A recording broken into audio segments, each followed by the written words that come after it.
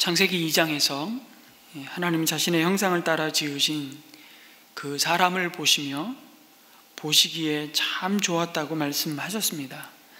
그런데 6장에 이르자 하나님이 그 사람을 보시며 가슴을 치십니다.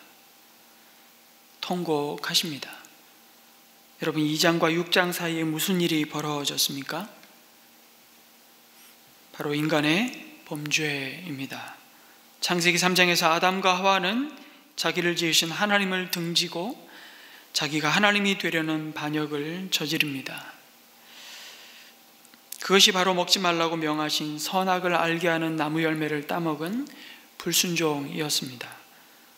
하나님을 외면하고 등지자 세상은 점점 더 죄악의 깊은 수렁으로 빠져들었습니다. 아담이 낳은 아들 가인은 드디어 자기 동생 아벨을 살해합니다. 인류 역사에 하나님의 형상이 가장 잔혹한 방식으로 훼손되는 악이 그렇게 시작되었습니다. 그리고 그 폭력은 폭력을 증폭시키고 가인의 후손 가운데 라멕 때에 가서는 그 포악과 잔인함을 자랑하고 숭배하는 지경에까지 이르는 것을 보게 됩니다. 라멕이 뭐라고 이야기합니까?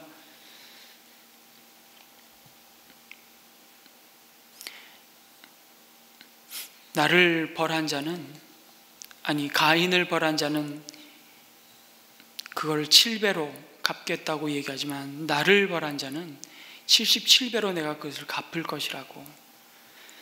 그리고 내가 나에게 상처를 입힌 남자를 죽였다고, 그것도 어린 남자들을, 유아들을 죽였다고 그것을 자랑하는 라멕의 모습을 여과 없이 보여줍니다.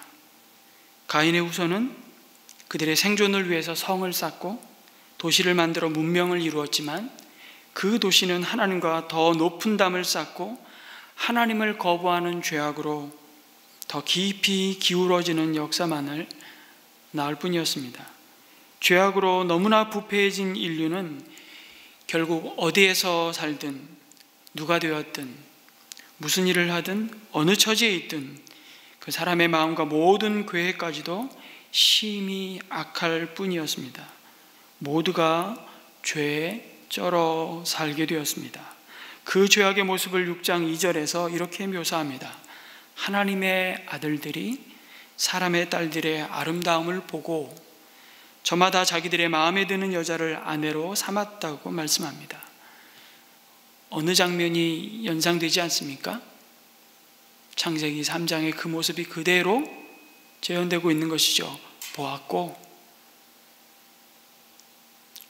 그들의 마음이 좋은 대로 취했다라고 말씀하고 있는 것이죠. 한마디로 이것은 가정을 만드신 하나님의 계획과 그 목적을 전혀 마음에 두지 않은 불경건한 결혼과 성적인 타락으로 가득한 세상이 되었음을 보여주는 장면입니다. 하나님의 아들들은 누구고 사람의 딸들은 도대체 누구인가? 여러분, 이거는 굉장히 신학적인 논쟁이 많은 해석을 해야 되는 본문입니다. 말씀드릴 수 있겠지만 그것이 중요한 것이 아니라 그 결과로 더 이상 생명을 주시는 하나님의 영이 머물 수 없는 지경이 되었다고 말씀합니다. 11절에서는 하나님이 보시니 세상이 썩었고 무법천지가 되어 있었다고 말씀합니다. 이어지는 말씀은 그 사실을 반복해서 그것으로 인해 땅도 썩었고 모든 사람들의 삶이 속속들이 썩어 있었다고 말씀합니다. 여러분, 여기 썩었다는 샤하트라는 히브리어는 옷이나 그릇 이런 것들이 더럽혀지는 것을 의미하는 데서 유래된 말인데요. 이 말은 시편에도 이렇게 등장합니다. 시편 14편 1절에 어리석은 사람은 마음속으로 하나님이 없다 하는구나. 그들은 한결같이 썩어서 더러우니 바른 일을 하는 사람이 아무도 없구나. 하나님이 그 마음에 없으면 결국 부패하고 선을 행하지 못한다고 말씀합니다. 세상은 여러분, 물에 잠기기 전에 이미 죄악으로 잠겨 있었음을 보여주십니다. 그리고 그들을 향한 하나님의 마음은 고통받고 계셨습니다. 사람 지으셨음을 후회하셨다고 거듭거듭 말씀하십니다. 아니, 하나님도 후회하실 일을 하시나? 라고 여러분 생각하시면 안 됩니다. 물론 민수기 23장 19절에서 하나님은 사람이 아니시니 거짓말을 하지 않으시고 인생이 아니시니 후회가 없으시다는 말씀을 주시지만, 여기서 이 후회하셨다는 의미는 그 후회가 아닙니다. 이것은 하나님이 인간을 창조하신 것 자체를 후회하셨다기보다는 하나님의 형상을 따라 지음받은 그 창조된 인간들의 그 죄악을 깊이 슬퍼하셨다는 의미입니다. 결국 하나님은 하나님의 형상을 파괴하고 그 존귀함을 버러지 형상으로 바꾸어 버렸던 인간들의 죄악을 물로 심판하시기로 작정하셨습니다. 그 길만이 하나님의 공의가 이루어지는 길이었기 때문입니다. 그러나 여러분, 사람의 죄악이 가득 찬 그 세상 속에서도 하나님께 기쁨이 되는 한 사람을 주목하셨고, 그 한 사람을 찾아오셨고, 그 한 사람을 하나님은 세상을 구원하는 거룩한 복의 통로로 사용하셨습니다. 그가 바로 노아이죠. 여러분, 노아라는 뜻은 위로자라는 뜻입니다. 노아가 그 이후에 이어갈 구원의 역사 속에 하나님의 위로자로 등장하지만, 그는 그보다 먼저 하나님을 슬퍼하시고 탄식하시는 하나님을 위로한 사람이었습니다. 세상 사람들이 다 하나님의 마음을 아프게 하며 땅 위에 사람 지으셨음을 후회하신다고 말씀하실 때, 노아만은 하나님께 위로를 드리는 사람이었습니다. 성경은 그 사실을 노아만은 주님께 은혜를 입었다라는 말씀으로 증거하는 것입니다. 그러면서 그를 의인이요 당대에 흠이 없는 사람이요 하나님과 동행하였던 자라고 평가하십니다. 참으로 놀라운 말씀이 아닐 수 없습니다. 의롭고 흠이 없는 사람이었다는 의미가 무엇입니까? 노아가 죄를 하나도 짓지 않았다는 것입니까? 아닙니다. 창세기 9장에 보면 노아가 술에 취해 그 아들을 실족시키는 큰 실수를 범하고 있는 장면을 보게 됩니다. 그리고 그 사실을 다른 가족들에게 알렸다고 얼마나 혹독하게 저주에 가까운 심판을 내뱉고 있는지 모릅니다. 노아의 그런 모습을 보면 완전한 자, 개역개정에는 완전한 자라고 표현하고 있는데, 그게 무색한 노아의 모습을 보게 됩니다. 그러면 노아가 의인이요 당대에 흠이 없는 사람이요 하나님과 동행했다는 말은 무슨 말입니까? 그것은 노아가 전심으로, 그럼에도 불구하고 죄가 그 세상에 관영한 때에 하나님을 사랑하고 하나님께 순종했다는 뜻입니다. 의롭다는 의미는 단순히 도덕적인 차원에서 죄가 없다는 의미를 넘어서 근본적으로 그가 하나님과의 관계 속에서 스스로 자기 삶의 주인 노릇하는 자가 아니었다는 말씀입니다. 그리고 그것이 어떻게 그의 삶 속에 드러납니까? 보이지 않는 하나님의 약속을 믿고 경외함으로 방주를 만드는 순종으로 증거되는 것입니다. 그는 그 세대를 본받지 않았던 사람이었습니다. 그 세대의 사람들처럼 자신의 눈에 보기 좋은 사람의 딸들을 자기가 취하고 싶은 마음대로 취하는 자가 아니었습니다.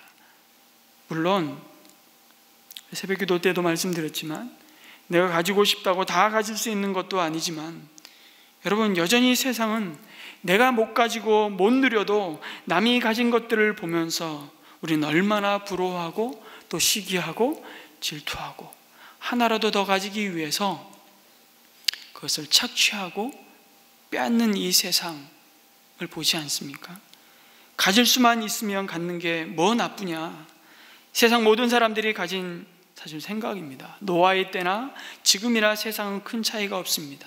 그때의 사람이나 지금 사람이 바뀌지 않았습니다. 인간의 죄성도 죄악된 삶의 방식도, 그런 인류를 바라보시는 하나님의 그 고통과 근심도 바뀌지 않았습니다. 다다익선이 이 자본주의 시대 속에서 물질 만능주의 시대의 가치관인 것 같지만, 그것은 인간의 타락 이후에 줄기차게 모든 인생이 품어왔던 로망이었습니다. 우리 남자분들은 스포츠를 좋아하시죠? 가끔 그런 기사를 올릴 때면 나는 뭐하고 사나 이런 생각합니다. 무슨 기사요? 손흥민이 재계약한대. 연봉이 수백억이래. 메이저리그 야구 연봉 몇백억 대박 기사를 보면서 와, 나에게 저런 돈이 있으면 그런 상상을 막 합니다. 내가 한번 타보고 싶은 고급차를 한번 몰아보면 어떤 기분일까? 남자들은 그런 생각에 몰두합니다. 저런 집에서 한번 살아보면 소원이 없겠다. 이런 구질구질한 기구들, 가구들 좀 더 다 내다 버리고 새로 싹 개비해서 좀 꾸미고 살아봤으면 얼마나 좋을까? 아내들은 이런 상상합니다. 그런 능력이 없어서 슬프지 누구나 다 그러한 땅의 소유에 집착하면서 살아갑니다. 온 세상 사람들이 돈이 그들의 구원의 방주라고 믿으며 삽니다. 그들 눈에 보기에 좋은 것을 조차 삽니다. 그것을 취하기 위해 악착같이 죽으라 하고 법니다. 그러다 우린 죽습니다. 그것이 그들의 법이 되고 더 나아가 선이 되는 것이 문제입니다. 그러면 눈에 보이지 않는 하나님과 그의 법은 더 이상 그들에게 의미가 없어집니다.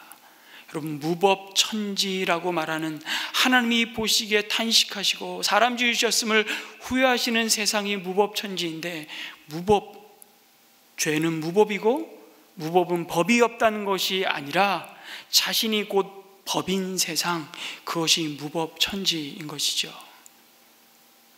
기준이 바뀐 것입니다. 그것이 온 세상을 탐욕의 전쟁터로 만들고 결국 자기 자신이 법이 되어 세상을 판단하고 심지어 하나님까지 판단하는 자리에 서게 되는 것이죠. 그것이 오늘 말씀하시는 부패, 썩었다라고 말씀하시는 겁니다. 여러분, 부패라는 것은요, 하나님 자신이 삶의 기준이고 법인 세상을 알게 하신, 여러분, 그 선악과를 치워버리고 인간 자신이 법이 되는 세상으로 바꿀 때 결국 도달하게 되는 상태, 그것이 전적인 타락, 부패입니다. 그리고 그 부패가 가득한 세상을 하나님 무법천지, 곧 지옥이라고 말씀하십니다. 모든 사람들이 하나님께 등 돌린 채 자신의 힘과 야망을 따라 육신의 소욕이 원하는 대로 행하던 바로 그곳에서 노아는 다른 족보를 남겼습니다. 7장 1절에서도 하나님은 말씀하십니다. 내가 보니 이 세상에 의로운 사람이라고는 너밖에 없구나. 너는 식구들을 다 데리고 방주로 들어가거라. 하나님을 우울하게 만드는 세상을 하나님이 기뻐하실 세상으로 바꾸어드리고 싶어 했던 그 노아를 향해 하나님은 은혜를 베푸십니다. 구원의 문을 여셨습니다. 하나님은 노아에게 너를 위하여 방주를 만들라고 명령하셨습니다. 그리고 그 방주의 구체적인 크기와 식양을 소상히 말씀해 주셨습니다. 성경에는 다 기록되어 있지 않지만 아마 방주를 계속해서 뚝딱뚝딱 거리며 오랜 세월을 만들면서 하나님은 하루하루 그의 삶을 방주 짓는 삶으로 설계해 가셨을 겁니다. 모든 사람이 죄악의 깊은 잠에 빠져 있을 때에도 그는 하나님의 심판의 날이 다가오고 있음을 기억하고 방주를 지으라는 말씀에 순종했습니다. 세상 모든 사람들이 하나님의 경고를 무시하고 하나님의 말씀을 마음에 담고 있지 않을 때 노아는 하나님의 탄식과 슬픔을 보았습니다. 그리고 심판의 날을 기억하며 살았습니다. 여러분, 이러한 사실을 어떻게 확인할 수 있을까요? 노아의 족보 가운데 놀라운 의미를 발견하게 됩니다. 여러분, 노아의 아버지는 누구죠? 창세기 5장에 노아의 족보를 소상히 밝혀주고 있습니다. 노아의 아버지는 라멕입니다. 가인의 후손 라멕이 아니고요, 셋의 후손 라멕입니다. 그리고 라멕의 아버지는요, 여러분 잘 아시는, 성경 퀴즈하면 늘 등장하는 인물입니다. 무드셀라, 성경에서 가장 오래 산 사람, 우린 그렇게 기억하죠. 969년을 살았습니다. 그러니까 노아의 할아버지는 바로 무드셀라입니다. 증조 할아버지는 누굴까요? 무드셀라를 낳은 사람은요, 에녹입니다. 하나님과 300년 동안 동행하며 하나님이 죽음을 보지 않고 불러가신 사람, 에녹. 뉴베리라는 성경학자는요, 이 에녹의 아들 무드셀라의 이름과 관련해서 하나님이 노아에게 주셨던 이 심판의 메시지의 의미를 이렇게 통찰합니다. 여러분, 무드셀라라는 이름의 뜻을 그냥 문자대로 하면 창을 던지는 사람이란 뜻입니다. 독특하죠? 이름 하나하나에, 여러분 창세기의 족보 가운데 이 이름 하나하나에 담기신 하나님의 메시지가 있음을 우리는 깊이 묵상하게 되는데요, 이 창을 던지는 사람, 이 의미가 담고 있는 내용이 이렇습니다. 그럼 마을과 마을 사이에 전투가 벌어지게 되면 한 마을을 정복하기 위해 제일 문제되는 것이 그 마을 입구에서 그 마을을 지키는 무드셀라, 즉 창을 던지는 사람이었습니다. 그래서 적이었던 다른 마을 사람들은 창을 던지는 저 사람만 없어지면 저 마을을 우리가 깨끗이 접수할 수 있을 텐데 라고 생각했습니다. 이런 개념으로부터 무드셀라라는 이름은 언제나 다음과 같은 의미가 따라다녔습니다. 그가 죽으면 심판이 온다. 그가 죽으면 심판이 온다. 어느 날 하나님의 에녹을 불렀을 것입니다. 에녹아, 예 하나님, 이 세상이 아주 악해졌지? 예, 그렇습니다. 나 거룩한 여호와 하나님, 나는 이 세상을 심판할 수밖에 없다. 그래서 이 세상에 심판이 임박했다는 그 사인을 주마. 너에게 아들이 태어날 것인데 그 이름을 무드셀라라고 짓거라. 그가 죽으면 심판이 올 것이다.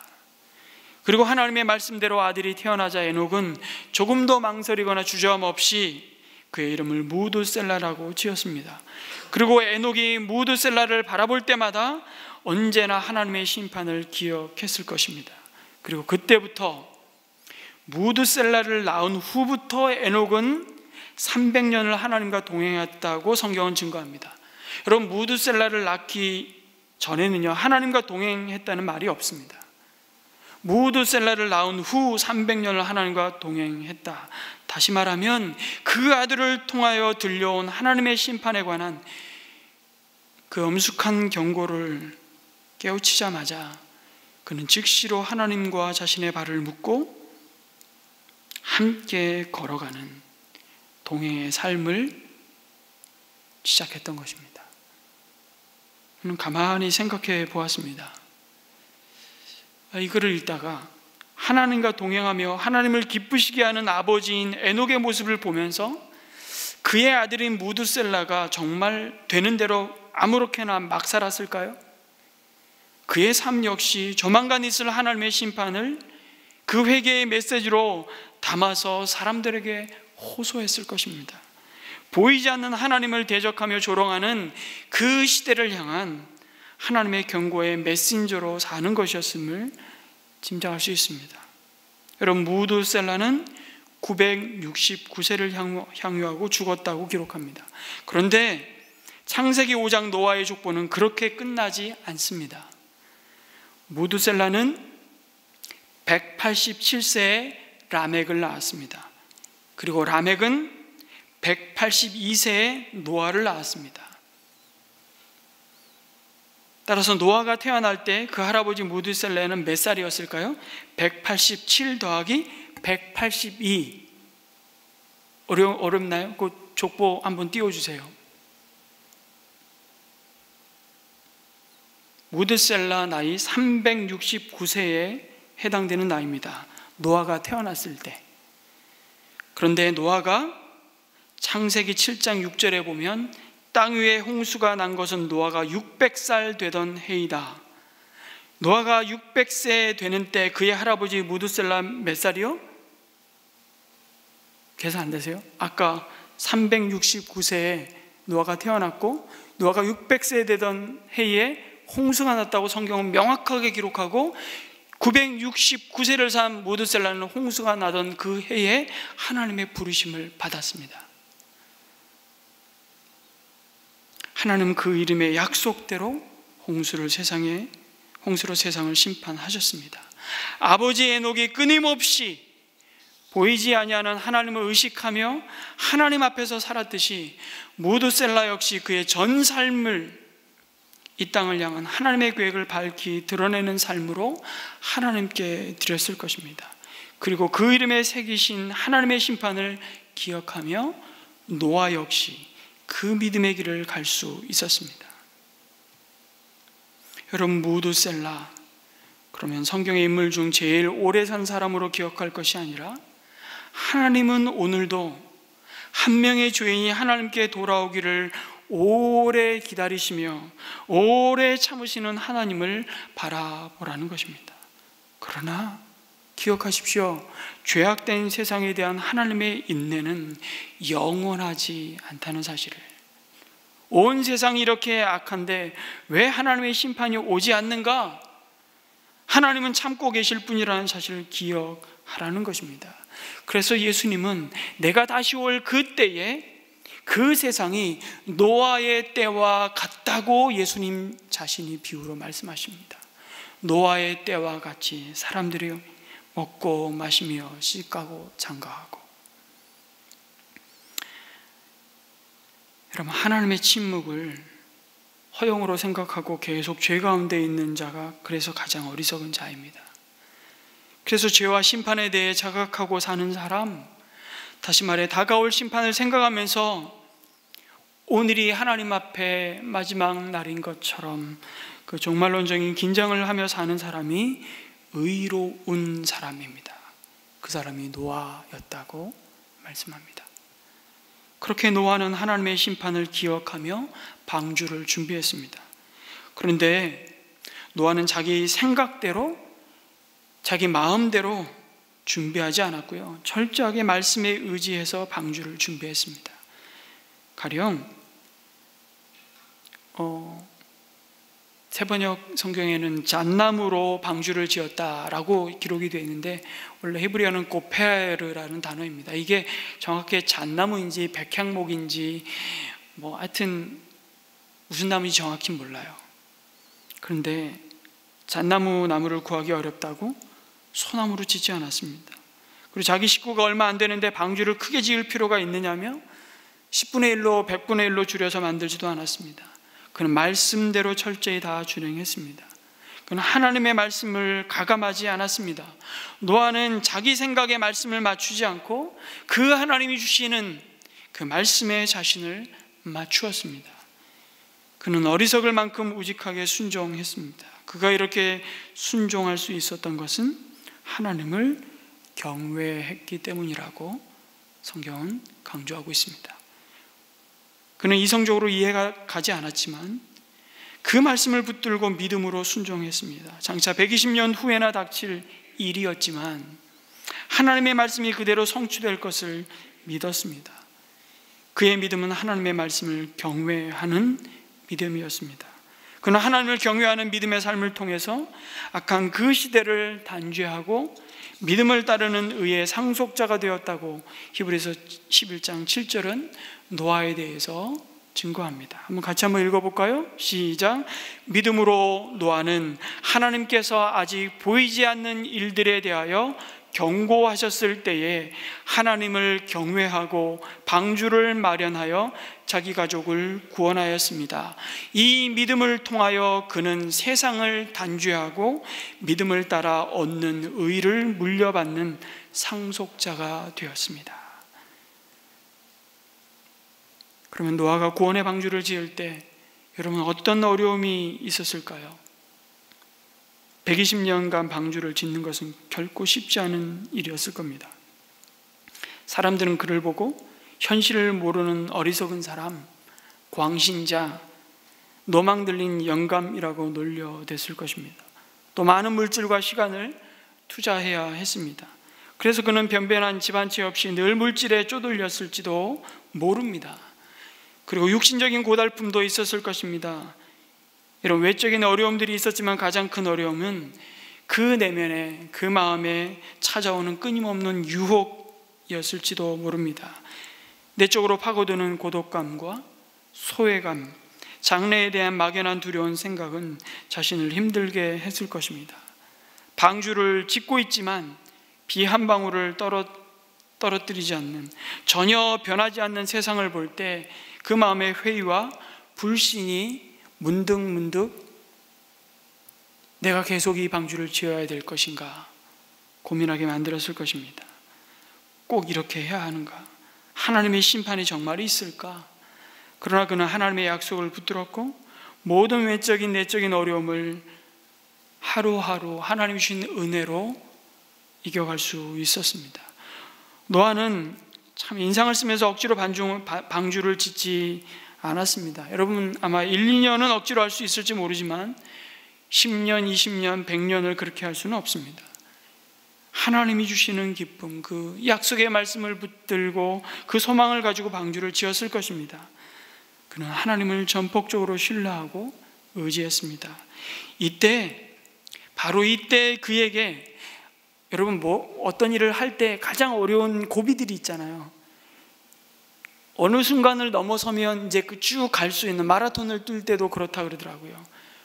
정말 오늘은 안 될 것 같아 포기하고 싶은 그 마라톤의 42.195 가운데 몇 킬로 지점일 것 같습니까? 그게 사실은 일찍 찾아온답니다. 그랬을 것 같아요. 노아에게 바로 그 시기에 하나님의 위로와 사랑이 500세가 넘어서 낳은 그의 자녀들이었는지도 모르겠습니다. 노아는 자녀를 500세가 넘어서 비로소 낳기 시작하는데 새 아들을 그때서야 비로소 주시는 거예요. 세상을 홍수로 심판하시기로 한 때가 다 참에 하나님은 노아와 그의 가족을 방주로 들어가라고 명하십니다. 여러분 120년 동안 노아 온 가족이 달려들어 심혈을 기울여서 방주를 지었습니다. 그리고 그야말로 한눈 팔지 않고 오직 하나님이 부르신 그 자리, 방주를 짓는 사명을 마침내 끝냈습니다. 지나온 세월들이 주마등처럼 지나갔을 것입니다.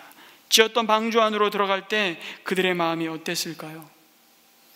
이제 이 고되고 밑도 끝도 없는 지긋지긋한 일상이 끝났구나, 이제 내 할 일 다 했으니 속이 다 후련하다는 생각을 했을까요? 방주를 지으면서 노아의 자식들은 그런 생각을 했는지도 모르겠습니다. 가만히 계산을 해보니까 아까도 말씀드린 대로 방주를 지으라는 명령을 노아가 처음 받았을 때는 그의 자식들이 태어나기도 전이었습니다. 그러니까 방주를 짓는 와중에 새 아들이 태어났고요. 그리고 그들이 철들기 시작하면서부터 그 자식들은 오로지 방주를 위해 바쳐진 인생이 되었을 겁니다. 아니, 방주를 노아 혼자 지었겠습니까? 그 자식들은 원하든 원치 않든 아버지 노아의 방주 만드는 일에 수종 들었을 것입니다. 그렇게 120년의 세월이 흘렀습니다. 중간에 얼마나 삶의 우여곡절이 많았겠습니까? 막상 그 방주 안으로 들어가려니 만감이 교차하지 않았을까요? 그런데 베드로후서 2장 5절에 홍수 심판의 의미와 노아의 행적을 이렇게 증거합니다. 여기서 그는 하나님이십니다. 하나님은 또 옛 세계를 아까워하지 않으시고 경건하지 않은 자들의 세계를 홍수로 덮으셨습니다. 그때의 여기서 그는 노아입니다. 정의를 부르짖는 사람인 하나님은 정의를 부르짖는 사람인 노아와 그 가족 7사람만을 살려주셨습니다. 하나님이 그렇게 행하셨다는 거예요. 근데 노아의 이 삶의 모습에 한 단면이 주목해 봐야 될 지점입니다. 노아가 어떤 사람이라고요? 정의를 부르짖던 사람인 노아, 이렇게 설명하고 있습니다. 개역개정에는요, 의를 선포하던 노아라고 말씀하고 있습니다.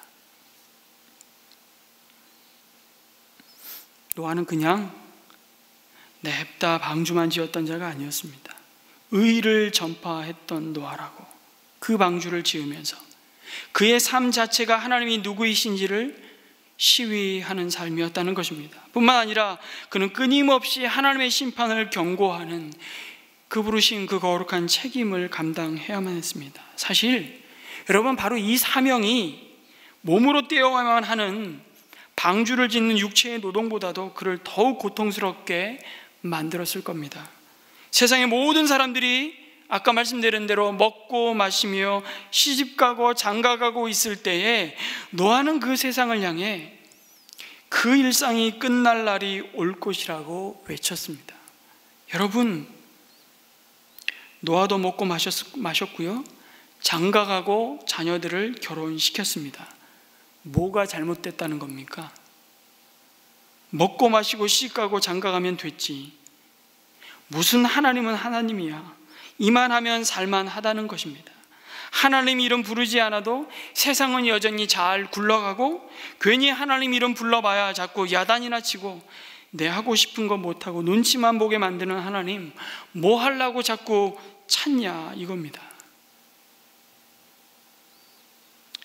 이런 세상을 향해, 이런 사람들에게 하나님을 향한 너희 생각과 마음을 돌이키어 하나님께 돌아오라고 회개하라고 선포했던 노아의 삶은 그야말로 왕따였을 것임이 틀림없습니다.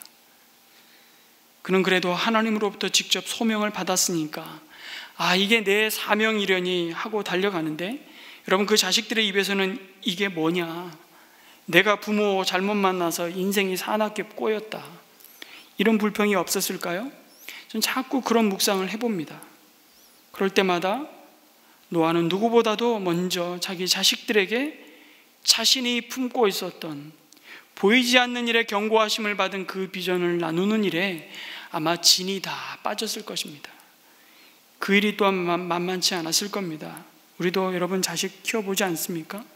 내 마음대로 됩니까? 아빠는 아빠 인생이 있고 우리는 우리 인생이 있습니다, 간섭하지 마세요, 이러고 나오면 참 기가 막히지만 붙잡고 앉혀놓을 날도 그리 길지 않습니다. 우리 자녀들에게 이 믿음의 유산을 물려주는 일이야말로 사실 그래서 어떻게 보면 이런저런 일을 이루는 것보다 더 귀하고 소중한 부모의 사명인지도 모르겠습니다. 이것이 우리의 가정을 하나님의 은혜를 입은 방주로 만들어가는 부르심입니다. 여러분, 노아는 자기 혼자만 하나님을 알고 하나님을 사랑하고 순종하지 않았습니다.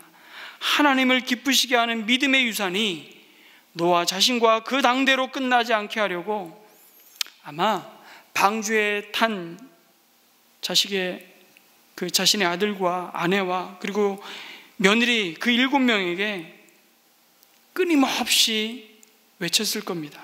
하나님과 동행했던 경건한 조상의 이름에 담으신 그 의미를 부지런히 가르치지 않았겠습니까?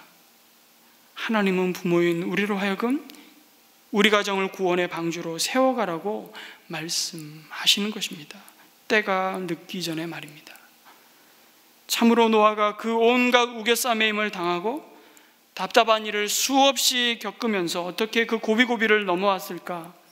방주가 완성되던 날, 그에게는 그날이 춤을 추고 축제를 벌여야 할 날일 수도 있지만 사실 그는 기뻐할 수가 없었을 것입니다. 왜입니까? 그날이 곧 종말의 날이기 때문입니다.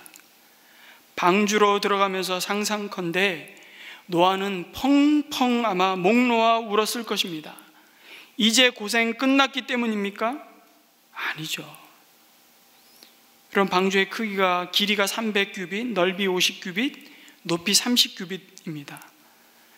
방주 하나만 가지고 우리가 많은 묵상을 해볼 수 있는데 오늘 미터로 환산하면 대략 길이가 135m, 폭이 22m, 높이 13m의 거대한 통나무 배입니다. 동력도 없고 키도 없고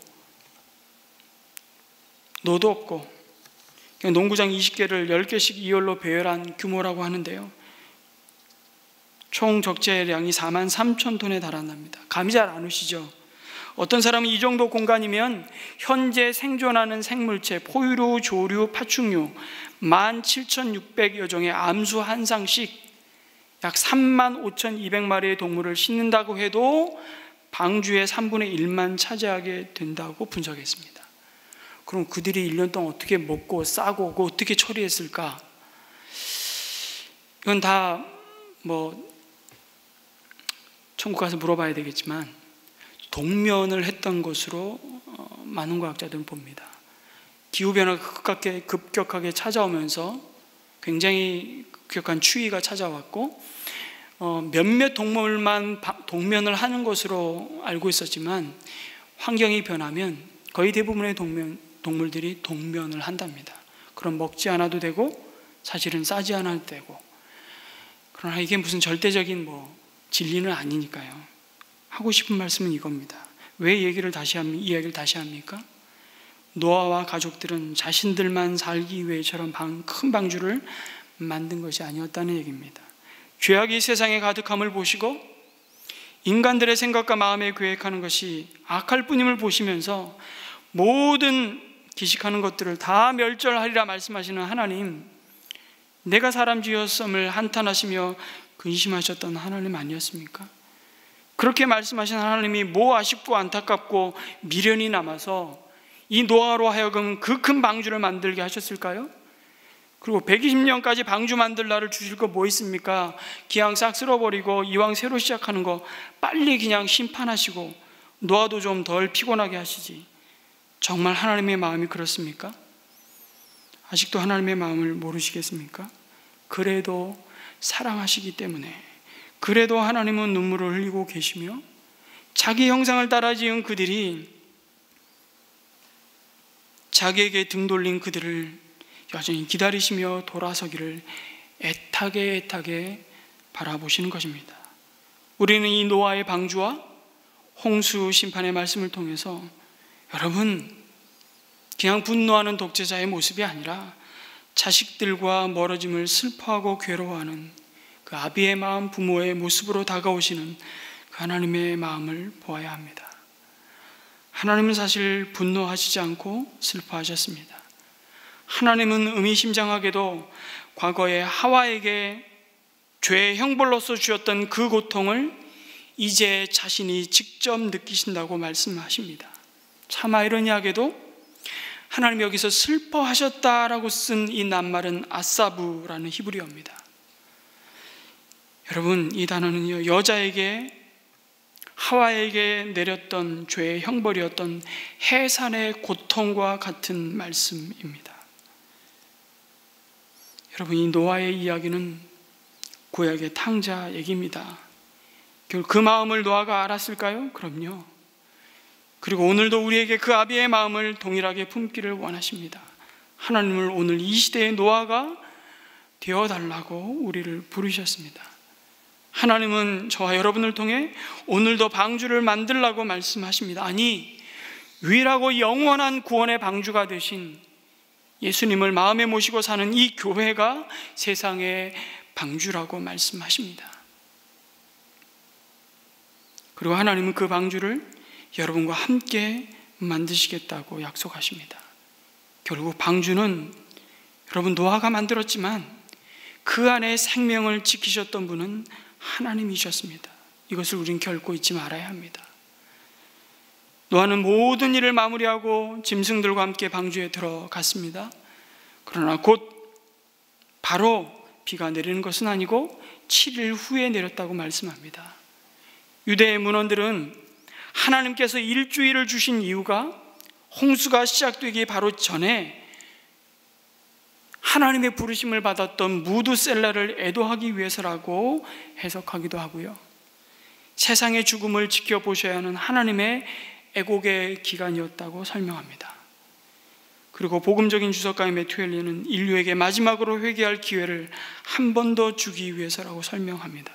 아무튼 그럼에도 사람들은 그들의 생각과 마음을 우리 인생의 관역이 되신, 목적이 되신 하나님께 돌리지 않았습니다. 이런 세상 속에서 하나님은 말씀하셨습니다. 이 세대에서 노아, 내가 내 앞에 의로움을 내가 보았다고 말씀하십니다. 하나님이 보셨던 노아의 의로움이 뭐겠습니까? 반복해서 증거하는 노아의 행적 가운데 나타나죠. 그것은 말씀에 대한 전적인 순종이었습니다. 22절 6장의 말씀은 이렇게 끝나고 있습니다.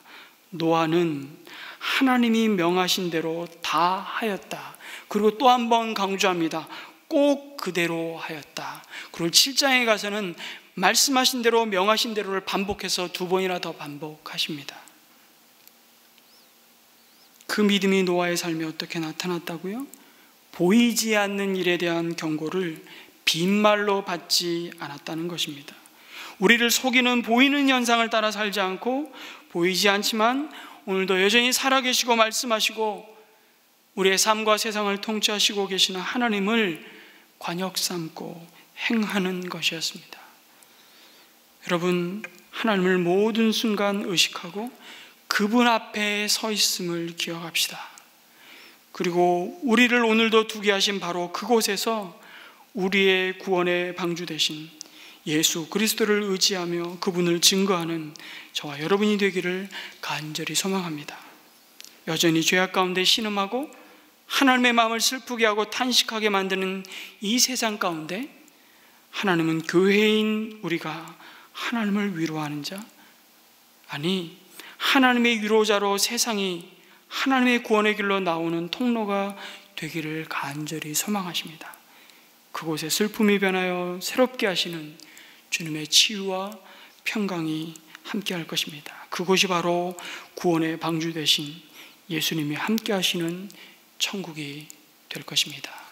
우리 이 말씀을 기억하며 우리 이런 구원의 방주로 부르신 우리의 영원한 방주이신 예수 그리스도를 모시고 이 땅을 여전히 다시 오실 예수 그리스도를 예비하는 자로 살아가는 우리들을 향해서 교회여 일어나라고 주께서 우리를 부르셨다고 말씀하고 있습니다. 이 찬양을 우리의 봉헌과 함께 하나님 앞에 헌신하여 드리도록 하겠습니다.